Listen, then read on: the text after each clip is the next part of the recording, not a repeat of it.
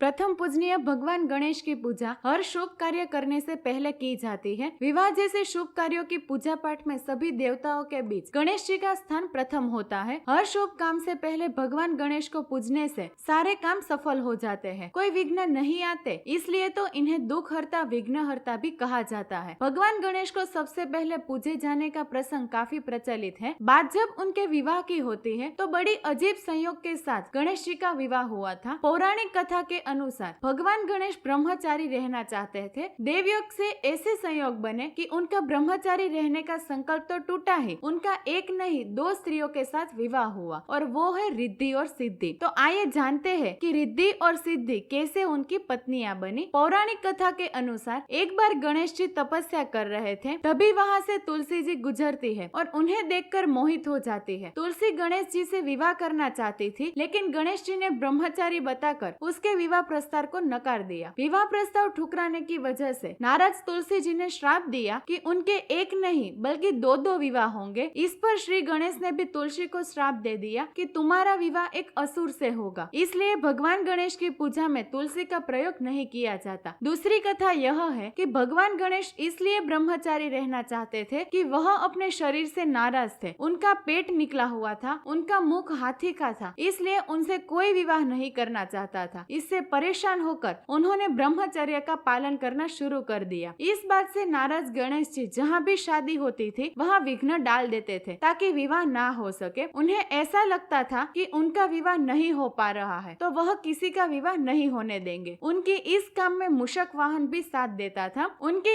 इस आदत से देवी देवता काफी परेशान थे। वह अपनी परेशानी लेकर ब्रह्मा जी के पास गए। तब ब्रह्मा जी के योग से दो कन्याएं रिद्धि और सिद्धि प्रकट हुई। दोनों ब्रह्मा जी की मानस पुत्रियां थी। ब्रह्मा जी दोनों पुत्रियों को लेकर गणेश जी के पास पहुँचे और उन्हें शिक्षा देने के लिए कहा। ब्रह्मा जी की आज्ञा से वह दोनों को शिक्षा देने लगे। जब गणेश जी के पास किसी की शादी की सूचना आती थी तब रिद्धि और सिद्धि उनका और मूषक का ध्यान भटका देते थे। इस तरह धीरे धीरे सभी के विवाह होने लगे। एक दिन गणेश जी को सारी जानकारी मिल गई कि सभी के विवाह बिना किसी विघ्न के हो गए। इससे गणेश जी रिद्धि सिद्धि पर क्रोधित हो गए और श्राप देने लगे। तभी ब्रह्मा जी आ जाते हैं और श्राप देने से रोक देते हैं। तब ब्रह्मा जी गणेश जी को रिद्धि सिद्धि से विवाह करने का प्रस्ताव रखते हैं। इसके बाद दोनों का विवाह बहुत धूमधाम से हो जाता है। शादी के बाद भगवान गणेश को दो पुत्रों की प्राप्ति हुई, जिनका नाम है लाभ और शुभ। सिद्धि से शुभ और रिद्धि से लाभ नाम के दो पुत्र हुए। लोक परंपरा में इन्हें ही शुभ लाभ कहा जाता है। गणेश पुराण के अनुसार शुभ और लाभ को केशम एवं लाभम नामों से भी जाना जाता है। गणेश जी के पुत्रों के नाम हम स्वस्तिक के दाएं बाएं लिखते हैं। घर के मुख्य दरवाजे पर हम स्वस्तिक मुख्य द्वार के ऊपर मध्य में और शुभ और लाभ बाईं तरफ लिखते हैं। घर के बाहर शुभ और लाभ लिखने का मतलब यही है कि हमारे घर में सुख और समृद्धि सदैव बनी रहे। लाभ लिखने का भाव यह है कि भगवान से हम प्रार्थना करते हैं कि हमारे घर की आय और धन हमेशा बढ़ता रहे और हमेशा लाभ होता रहे। दोस्तों, अगर आपको यह वीडियो पसंद आया हो तो कमेंट में जरूर बताना और ऐसे ही मजेदार वीडियो देखने के लिए हमारे YouTube चैनल को सब्सक्राइब करें और Facebook पेज को फॉलो करें।